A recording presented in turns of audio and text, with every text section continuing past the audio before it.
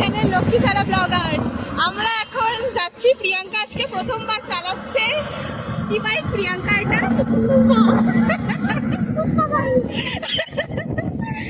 আমরা এখন অফিস যাচ্ছি এই বাইকটা করে, কারণ আজকে সার্ভিসে দেওয়ার আছে ওর এই বাইকটা। কিন্তু যাই বলো, প্রিয়াঙ্কা আমাদের চুমু বাইক চালায়। ও নিচে